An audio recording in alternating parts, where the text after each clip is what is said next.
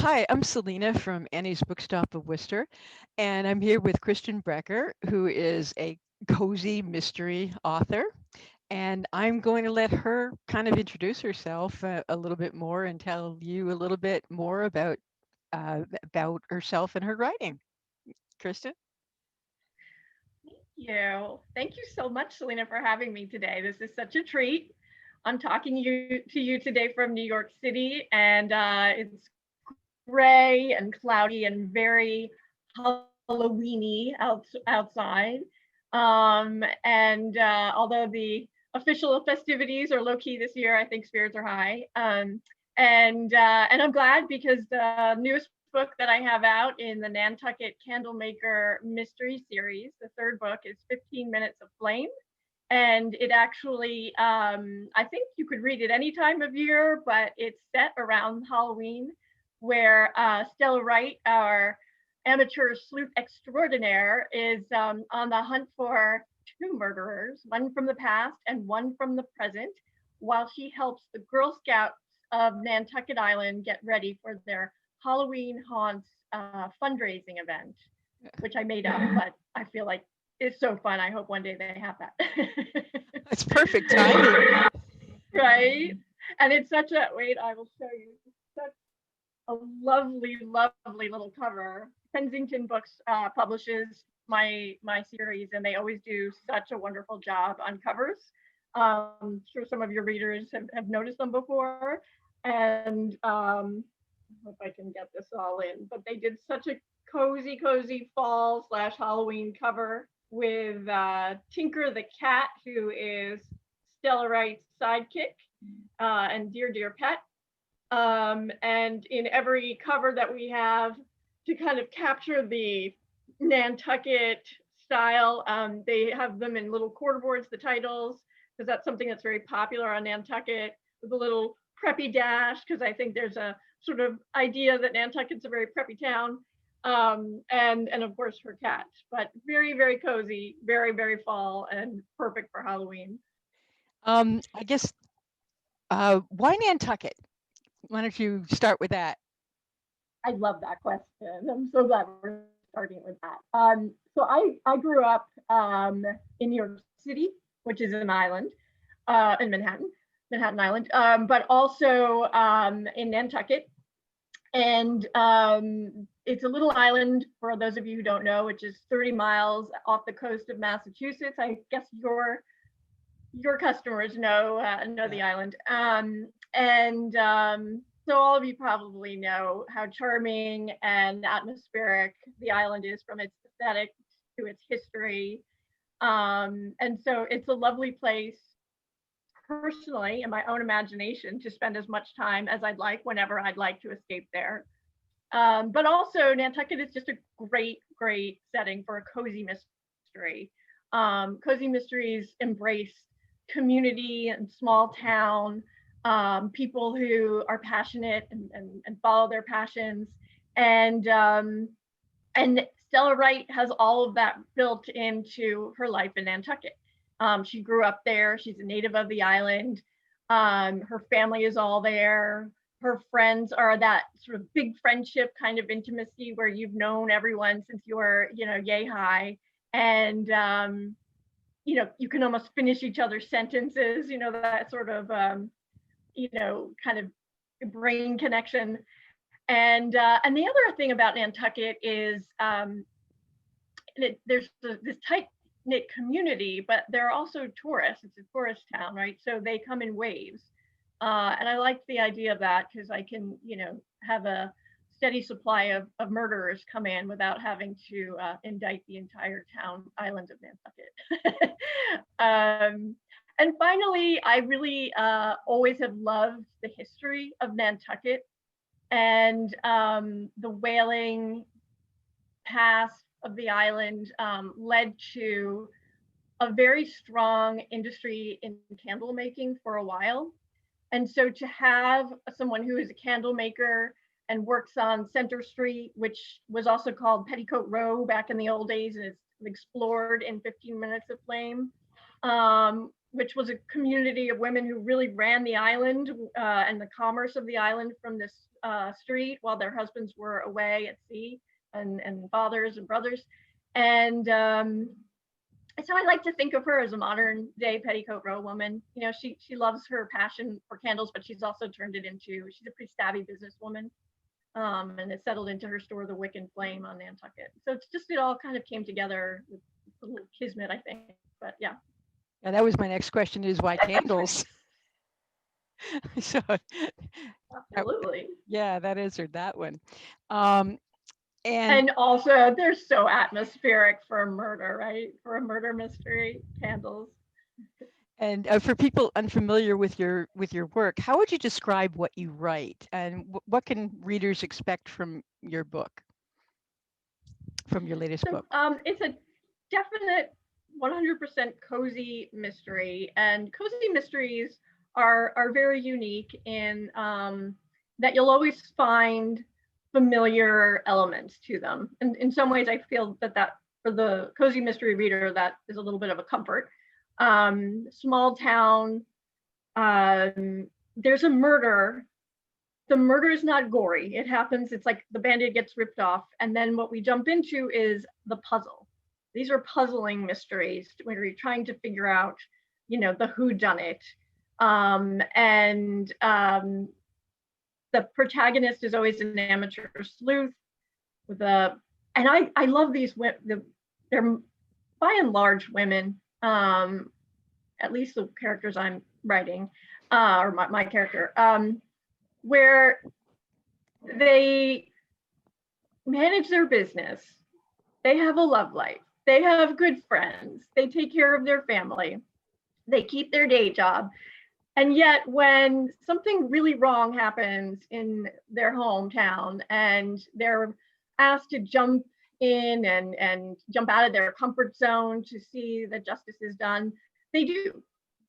And I think that's a kind of inspiring element to these stories. A little bit of an escape and a little bit of an inspiration mixed in one. These days when it feels maybe like the outside world is getting a little hard, it's a nice world to walk into, a cozy mystery. Okay. So what kind of research were you doing in this book? And what's your favorite research story? And what cool facts and findings didn't make it into the book, but you love discovering? I feel like that was a great question, but your audio died. Do you think we could try that again? Sure. So what kind of research went into writing this book? And what's your favorite research story? And what cool facts and findings didn't make it into the book, but you love discovering? I love all of those questions. Well, first of all, I was raised as like a real history geek on Nantucket Island. Every time it was a rainy day, we ended up at the Whaling Museum or visiting the oldest house, or on a clear night going to the Lions Observatory. And so the history of Nantucket Island has always been really part of my experience when I'm there. I really feel it, it's palpable to me. And so it just seemed a natural course that I would end up writing a mystery where that history and that past of Nantucket Island comes into play. Just to give a background of the story, which probably we should have done earlier. So oh wait, we did. Yeah, we did. We did. So, but okay, so I'll just add, the murder from the past is a Quaker woman who, in the community in Nantucket during the heyday of the whaling industry, was primarily Quakers, and this one woman is found hidden in a hearth, and behind some rocks, and a sign that said candles, Cooper's candles. And I learned all about that. That was all new to me after a couple of things happened. First, friends of ours had a house that was very old, and they started to renovate it, and there was a gigantic hearth in their kitchen. And as they were peeling back, the paint and everything, they found a sign that said eggs over the hearth. And as it turned out, this family had sold eggs from their home, originally. And I loved that idea. And I thought, wouldn't it be great if somebody sold candles from their home? And that, what are the secrets that go on at home and how does it all sort of tie together? And I spoke to a lot of people at the Nantucket Historical Association. So that was a wonderful door that opened for me as a writer, just a wonderful excuse to get a little more history going. And, for example, there are parts in the book where Stella goes to the association's library and she starts researching past mysteries. And that whole scene is actually reflective of my own searches. When I went on their own database and looked into, and it was so fun because as I did, ideas for the mystery started to evolve that I hadn't even thought of yet. So it's very fun in that regard to, have these excuses to sort of get into a world you think and find new things about it. Oh, that's great. So what was the inspiration? I think you've already talked about that. And what were the steps you took to bring it from initial inspiration to the finished book? That's such a fun question. I have to think about that because there's so many different steps to putting a book together that take on their own life, In the beginning, there's a lot of research. As I mentioned, I, met with folks who work at the Historical Association. And I just, in my own imagination or memories, went through some of the really magical things that I've experienced on Nantucket. For example, Crab City, where Stella's boyfriend is working on a story. That's an area of the island that I used to go to with my own kids when they were little. A day camp actually took them there and we fell in love with it. And we'd always return.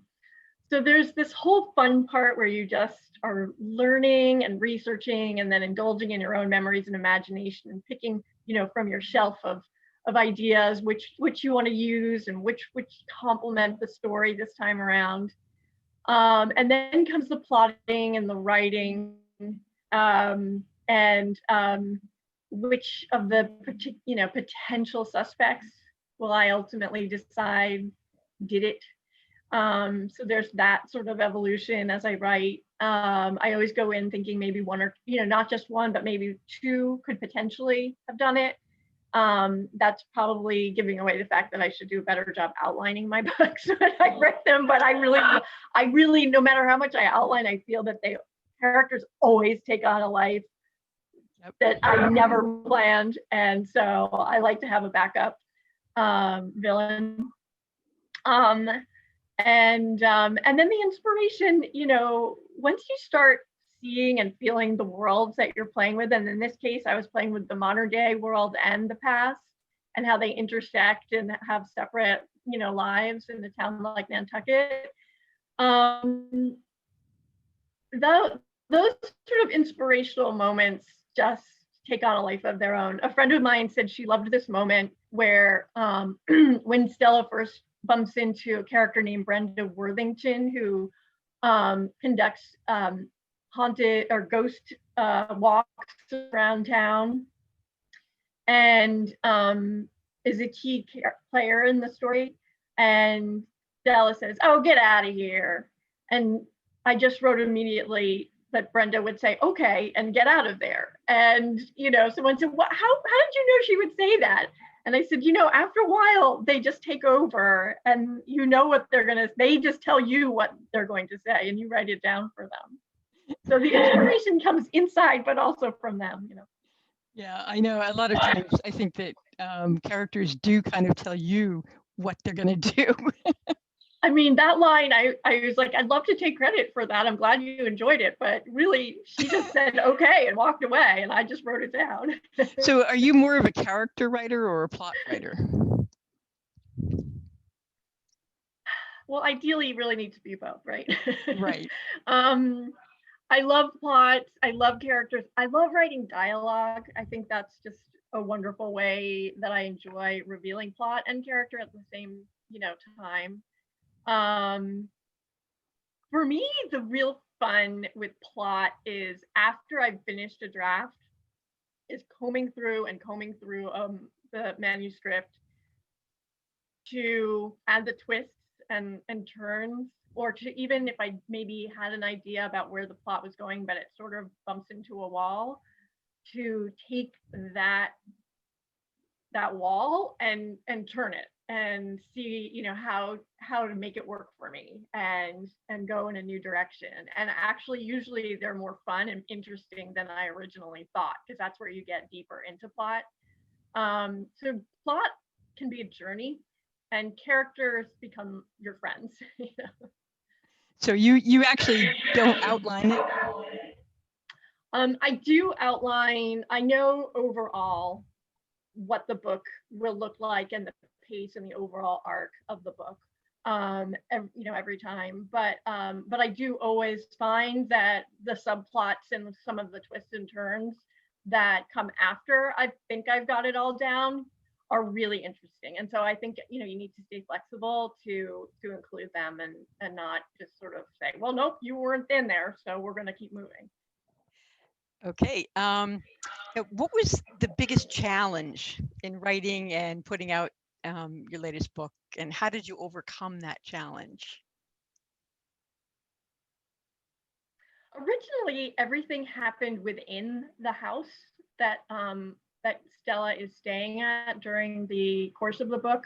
She actually has a little domestic mishap at the beginning of the story, and she's looking for a place to stay, and so she moves into her friend's home, which is also the haunted Halloween haunts location. And I think that it was becoming a little suffocating and static to have everything take place in that one space. And when I met with someone at the Nantucket Historical Association, I learned about how many of these, what we call the shack in the book, but these buildings were used for small commercial enterprises. I don't think you see much of those anymore. They've probably been torn down as people, put in garages or build, expand their backyards or whatever. But I loved the idea that this shack was just sitting there, and it was sort of like a treasure in front of everyone's eyes, and no one knew that it was there. No one recognized it. And once I started to separate that, there was so much energy that came in the narrative that became really so fun to work off of.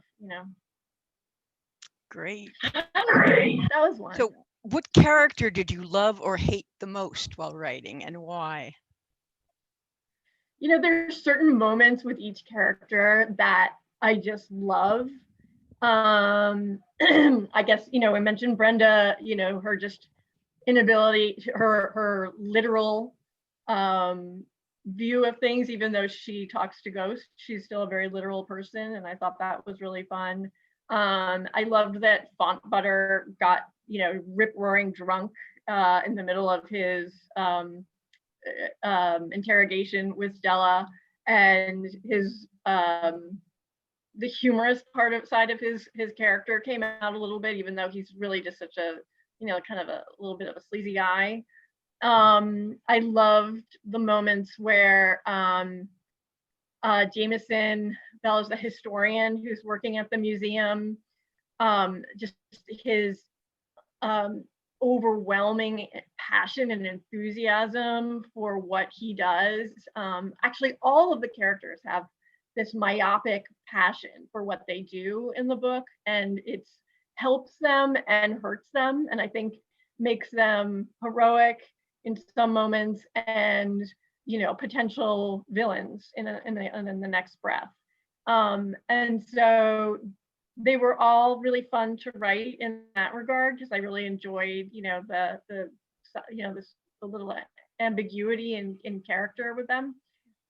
I had a ball writing Cherry Waddle, who is one of Stella's candle making students, and she's one of the older members of the community, and loves the idea that you have to keep active and keep working and be on social media, and the whole element of social media plays in a little bit in this book in a kind of tongue-in-cheek sort of way, and led by Cherry of all people. And there was a new character that came out of nowhere in this book. That's not true. I actually really wanted to put Clemmy in this book, but the barista who works at Stella's favorite coffee shop, The Bean, is so fun. And I just really enjoy the camaraderie between the two of them and the way they join up at the end to kind of help each other and keep each other's motivation and courage going to solve the crime. She's a great character, and I'd love to continue building her into the stories. What draws? Oh, I'm sorry. Go ahead. I lost you again, audio-wise. Oh, okay. Yeah. So what draws you to the particular genre or style that you write? And what do you think draws readers to this kinds of books? I think that, as I mentioned, cozy mysteries are really quite perfect for this day and age right now. I think they're inspirational, they're soothing, they're inspiring, and I love solving puzzles. So personally, it's really fun for me to plot a cozy mystery. And I'm the kind of reader, I don't know how about you, but when I read a mystery, whatever genre the mystery is, I'm always trying to figure out who did it.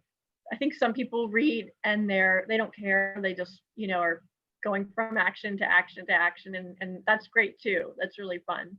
But since I like reading personally to find the, to solve the puzzle, these are great mysteries for me to write.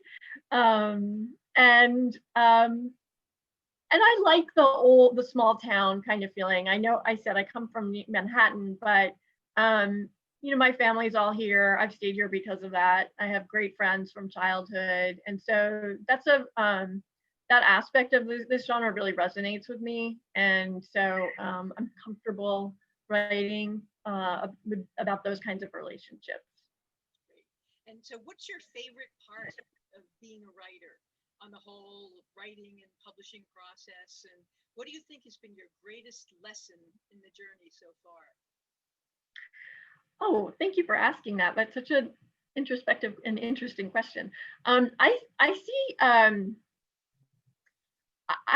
writing a book for me is not a start to finish, A to Z kind of experience. I think each part of writing, the way I've tried to look at it, has different aspects for me to look forward to.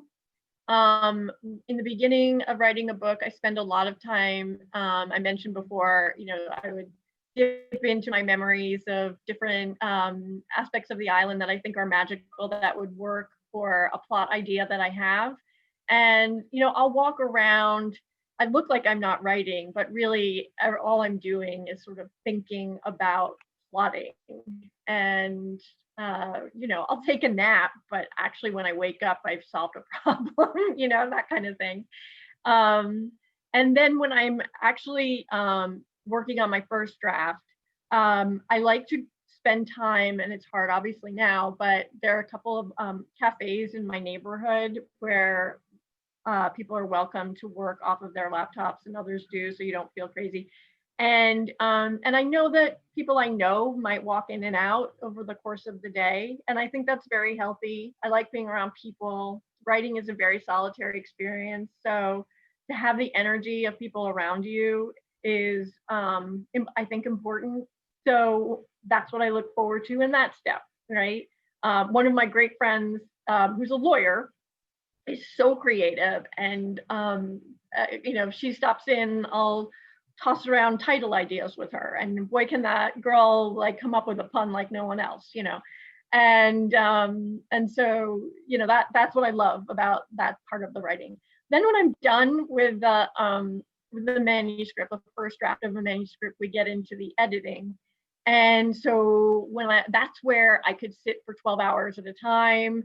I go home, I'm kind of focused on just combing through all of the different strings and the plot elements and making them connect and finding new ways to polish that connection and add a little zing to it. And so I don't know, there's like a little OCD element there that's very satisfying, making it all come together. And then at the end, you hand it in, and the first person, your editor reads it, and then that becomes a storytelling experience, and that's its own excitement. And hearing those comments and going back to honor those is, also really fun, because now you're not alone in that story. So it has different ways of writing, different moments. Do you do a lot of your own editing, or does your editor do a lot of it? I'm sorry? Do you do a lot of your own editing, revising, or does your editor do a lot of that? Well, I think it depends on who your editor is. Even at Kensington, I know that there are different editors who are much stricter about the initial outline. I work with someone who's very supportive in terms of like, take your initial writing journey any way you need to, and then we'll sit down and go through it once you've got it all together. And it works for me and it works for her, and so we're lucky. Great. So what piece of advice would you want to share with other writers? I think one of the most beautiful things about writing is you can make writing what you want it to be. You could write for yourself and never let anyone see it, and it might be the most satisfying experience you've ever had. You can write for a family or a member or a friend, any sort of loved one or a community, and you can just take it that far and you've been a success. And if you get published, isn't that the icing on the cake, and how wonderful is that? But I don't think that will be what validates you as a writer. And really just enjoy the writing experience. Definitely take the critiques that other writers, if you ask for it from somebody, accept the ideas and the criticisms that people have, because you may understand what you did, but if they're saying they didn't, then they didn't, and that's a great challenge. And don't be afraid to hit the delete button, because if you could write something that wonderful once that you loved, but it doesn't fit, you can write it again and you'll figure out a new way to do it, and it'll be just as wonderful. And so don't worry too much about delete. Great. So what question do you wish interviewers would ask you, and what would the answer be? Somebody asked me this once and I had a great answer and I'm forgetting it.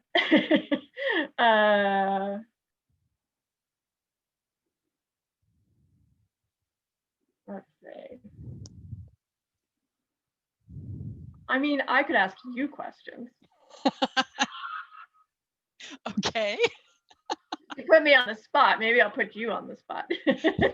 Sure. I may not have an answer for you. No, I'm just teasing you. I mean, do you like reading cozy mysteries?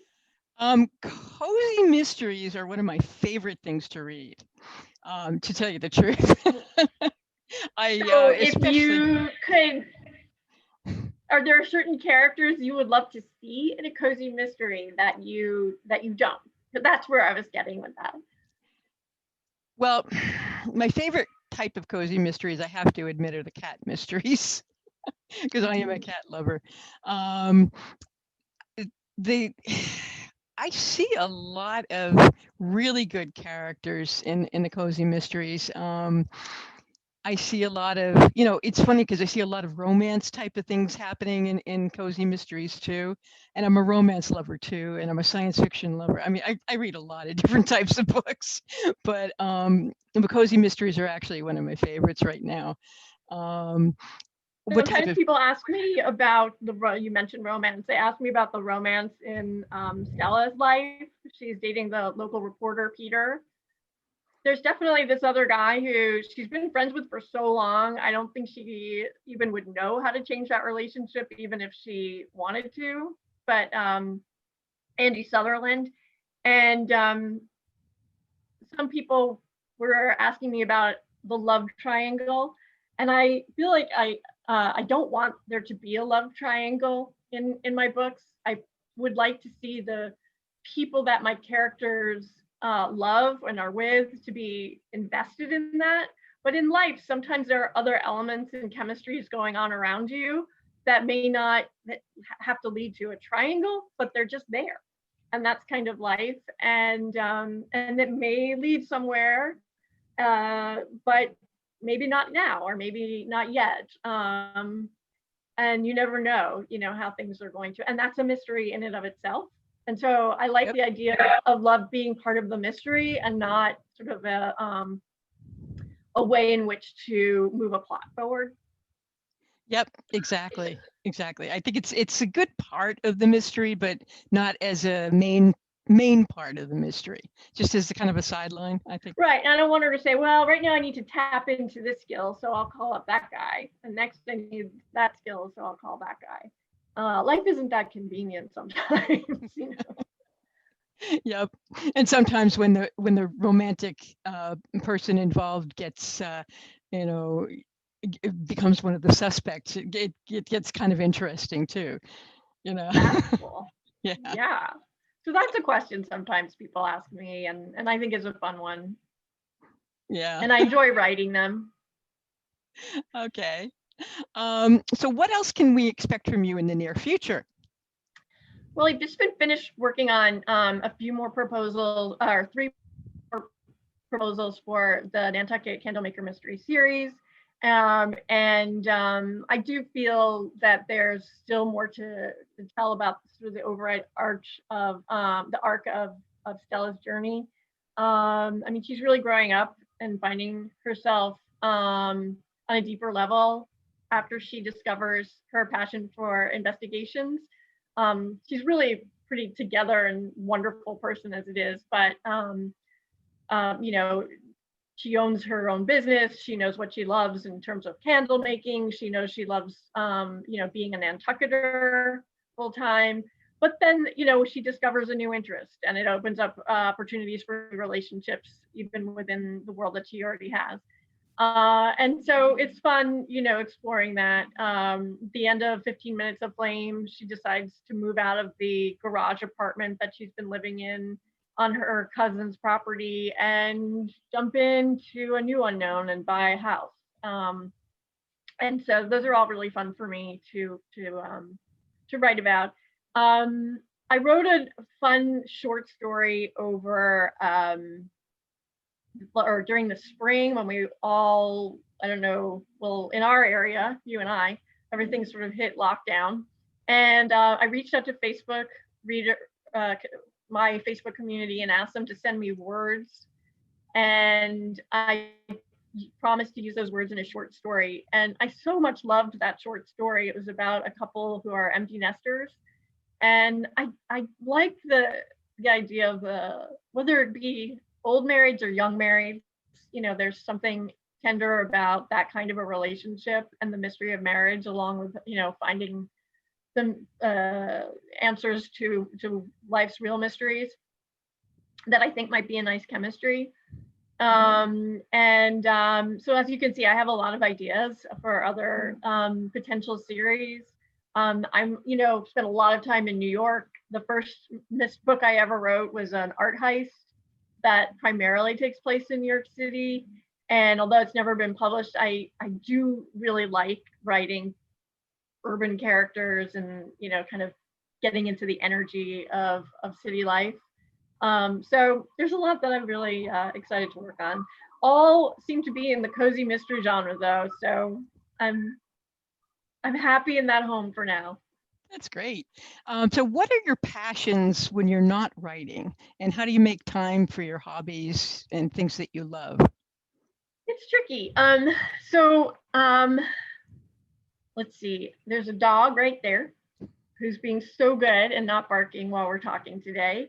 And so, he gets me out every day, whether it's to help me creatively or just to enjoy time with friends in Central Park. We go every day. It was funny this summer and spring, I spent all that time in Nantucket, and it reminded me a little bit of when I started writing. I decided, I'm in this weird little bubble right now where you're very limited in what you can do. And my dad is very passionate about golf, and I wanted to have the opportunity to spend some quality time with him. And so I decided to figure out this incredibly frustrating and wonderful game of golf. And there were these days where I thought, this is how I felt when I started writing. Like, I will never figure out how to hit that ball. And yet every day I come back and I'm trying to hit that ball and it's going nowhere. But I know there's just, come on, it's a stick and a ball. I have to be able to figure out how to do this. It kind of reminded me of that when I started really, when I started writing, every day. It was because we were in London for a time for my husband's job, and I thought, this is a bubble. So what am I going to do with it? What's something that I would never be able to do under normal circumstances? And it became writing. And every day I was just out there like, come on, you can write a page, you can write a scene. And they were terrible, but then there were some good days, and then you write that one sentence all day. You might write crap, but there's that one sentence that came together and you're like, that felt amazing, which is how I felt this summer. I'm like, every time I hit it, I miss the ball, but that one shot, it's amazing. So, that's a really long way of saying I've gotten into golf. Well, you had mentioned your dog. One of the other questions I have for you is that writers often have furry or feathered or otherwise non-human companions to help them with through their work. And how do they help or don't not help you with your writing? I would say that our dog Bandit does both. It depends on the day. Right now, like, I'd love to pick him up and show him to you because he's so cute, but he is lying on our floor like a rug, and I don't think anything is going to budge him today. There are other days where he'll be also doing that, and I know he's so peaceful that I don't want to stop working, because the minute I get up, he'll wake up and follow me. So he kind of forces me to keep working certain days. And then those days where I'm just writing myself into a corner, sentence after sentence, and I just can throw a leash on him and we could go for a walk. And always when you walk away, it's when the challenges start to kind of fall into place and you come up with your answers. I'm allergic to cats.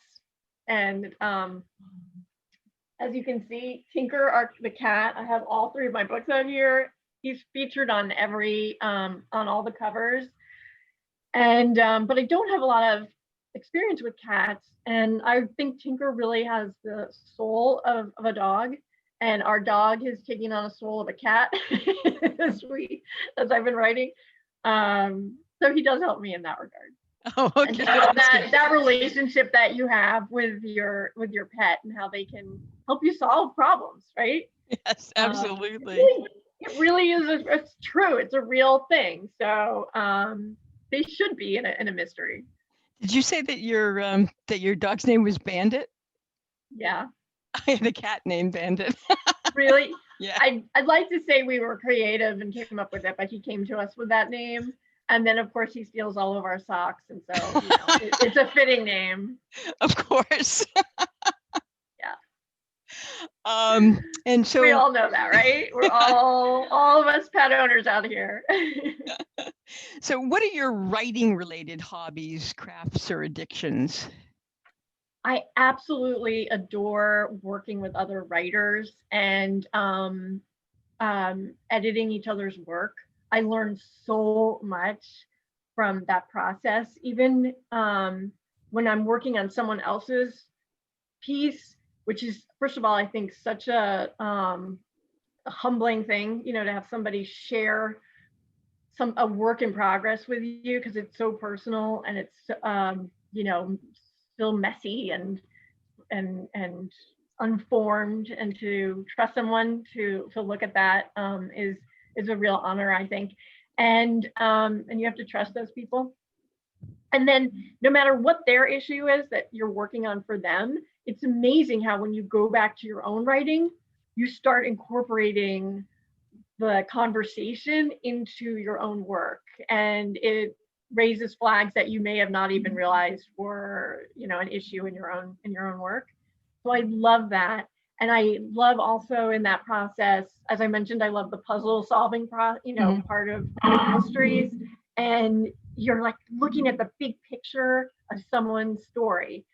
Their work doesn't have to be a mystery, but you're kind of solving the mystery of their plot and what is this really about and what are your themes and why are your characters doing what they're doing and how does that open new doors to where the story goes. So that kind of work is wonderful and really fun. I signed up this year. I'm part of Sisters in Crime, and so I signed up as a mentor for working with writers in the Guppies division for Sisters in Crime.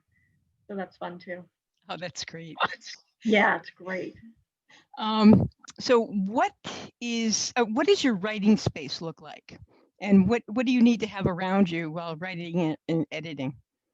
Well, as I mentioned, it depends on where I'm at in the writing process and where I'm at with the book.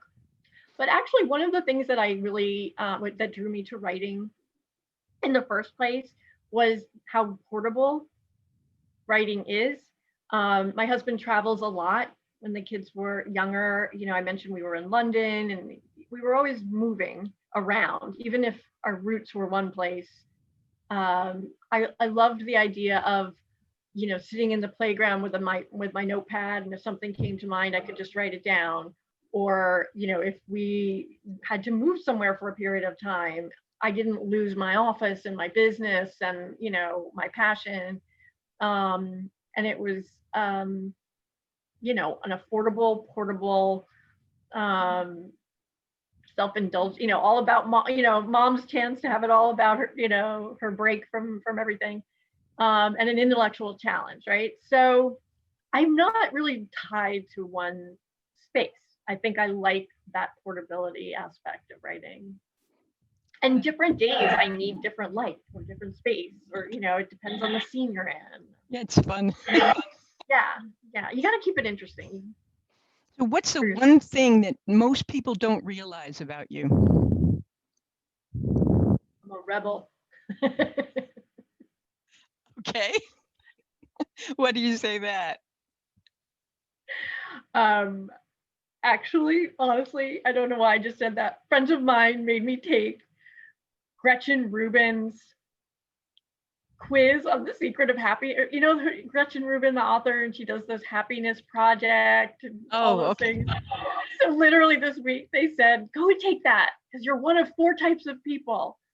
And it could be, the person that makes it all right and we were all shocked, including myself. But my answer came back the rebel. So no one knows that. I didn't even know that about me.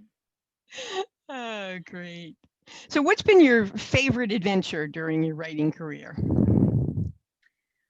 I'm thinking of one sweet moment, actually, when you asked that question. Whenever I finish a draft and before I start editing, I like to go back to the different areas of the island that are real places on the island that I've used and make sure that whatever I imagined really lines up with the physical space. And if it doesn't, I might change it, or I might just come up with ways to explain why it happens that way in that scene or whatever. And there was and my dad, I mentioned about the golf. My parents are both in Nantucket a lot, almost full time. And when they're not home in New York visiting us. And he loves to go around with me and help me, look at all those spots. And there was this one time when I was working on the second book, Murder Makes Sense.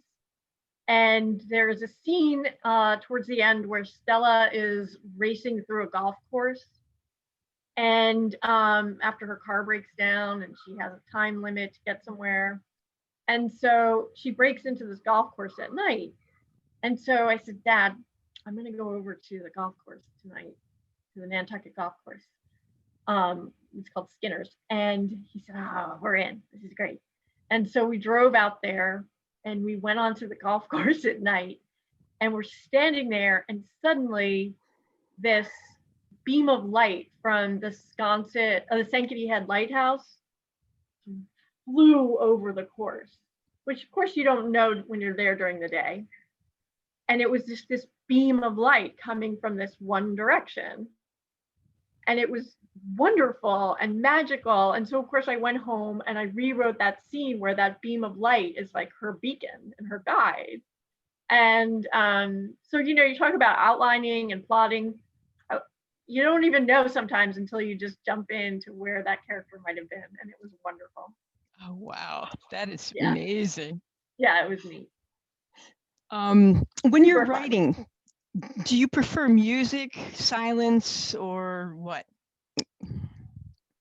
I either prefer 1,000 voices talking around me in a cafe, which actually can help me concentrate sometimes because you have to sort of really focus in. And that gives you energy. Or I like to just be like holed up. It's not so much music. It just turned out because honestly, I think the theme of my books being candles and the candle maker, I love now writing by candlelight. Can you actually Yeah. see while you're writing by candlelight? Sorry, I don't mean that I sit in a dark room. I mean that while I'm working on my computer, I like to have a candle beside me that's lit. Okay. And do you have any favorite food or drinks that have to be with you when you're writing? No, but it's apparently very healthy to have water by you at all times. Okay. So I highly recommend that to all. In fact, I highly recommend that we drink water So what's the greatest or anything. or anything? So what's the greatest lesson you've learned so far in your writing career? Patience is definitely an important thing to manage while you're writing. Patience in yourself and in your characters. When you know, I mentioned I had written another book that was about an art heist that's never been published, and it took me many years, and it was just this personal project that I loved to work on. You know, I was a full-time mom, and that was my me time, was to go and work on that book. And then when I started writing the Nantucket Candlemaker mysteries, I was asked to write 3 books, each to be turned in 6 months apart. So I went from writing at my leisure to having to, you know, turn out an entire novel in 6 months. And they say, you know, when you have, it's amazing what you can do when you have to do it. And so I really am so grateful that I've been able to work on the series, because I learned that I have it in me to write a book in 6 months, and they're better than the book that I spent years on. So even though I had less time, I had to be more patient. You know what I mean? With myself, like, don't panic. The deadline's coming. You can do this. So it was interesting. And sometimes I think with a deadline, you kind of have to do it, you know. Amazing. Yeah. And you did it, and it's done.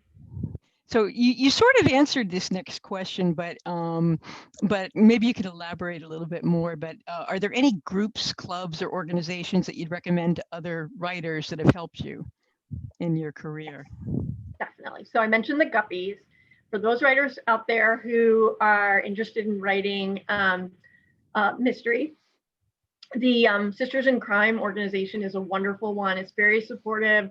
And the Guppy group is, you know, people who are now published authors, I think, stay in Guppies because there's just so much support and activity within that group. So I highly recommend that. I spent a lot of time working with a group at a library in New York that had writers groups, and I really think that it's a wonderful thing to just find a writers group in your area. It's almost as helpful, if not more, than taking a class, I think, because you're all working together and figuring out what you each need to work on very organically, and you find fellow writers who really might get your work, and you can work with on a deeper. I still work with two gentlemen who I met in my group, and it's been over a decade now. And we started as hobbyists, and we are now, all published. And so it's also been really fun to go on that journey together. Feels really kind of special. But I've also taken writing classes in like continuing education on my local Y. I took a class there, and Mila Goldberg, who she runs an amazing class online right now, and just talking to people about story ideas, tell stories, practice telling them. Okay, wow, that is wonderful. So there's some strange things going on with the sound, I think. Can you hear that really weird scratching at times? I know, I can hear, I'm way up high, but I do hear outside my window somebody has a leaf blower. Oh, if that could be it. I don't know. Sorry. No. Well, anyway, so those are all the questions that I have. So thank you so much, Christin. This was so fun. Wonderful. I really enjoyed speaking with you. Me too. And actually, I do have a couple more. Sorry, I have a couple of quick questions. Oh, good. So where can people find your books aside from Annie's Bookstop of Worcester? And I do want to mention, just to give us a little plug, since since we're the ones that are kind of sponsoring this, we are at 65 James Street in Worcester, Massachusetts. You can order online by just sending us an email at orders@anniesbooksworcester.com, and we do mail orders, so we can send you the books. And basically you can order any book you want pretty much through us, but we do have we will get you Christin's books. And anyway, so if you can answer that question, where can you get the books aside from Annie's? So independent bookstores are the best way to buy a book, right? Right. So I think, any independent bookstore by you, if they don't have the book, you can always ask them and they'll get it in stock for you. I've had so much fun at Mitchell's bookstore in Nantucket, to have grown up, reading and picking out Hardy Boy and Nancy Drew books from them, and then, have your own book mystery there. It's been like such a kick. I can't even believe it. And then my other local bookstore is the Corner Bookstore in New York City. Remember that movie Charing Cross for something? Yep. That was filmed in the Corner Bookstore, actually. It was, wow. Yeah, it's really neat. And then nationally they're sold through all the major book chains. So if you can't get to your Barnes and Noble, you can order it online. You can order it at Amazon. There's an audiobook for both Murder's No Vote of Confidence and Murder Makes Sense, which were the first two. And I know that they're in the works, and maybe it's out there, I don't know. But for the third book, they're on Kindle and hardcover also. And when's the fourth? Not hardcover. I wish. So, when's the fourth book coming out? I'll let you know the second I hear. Date TBD.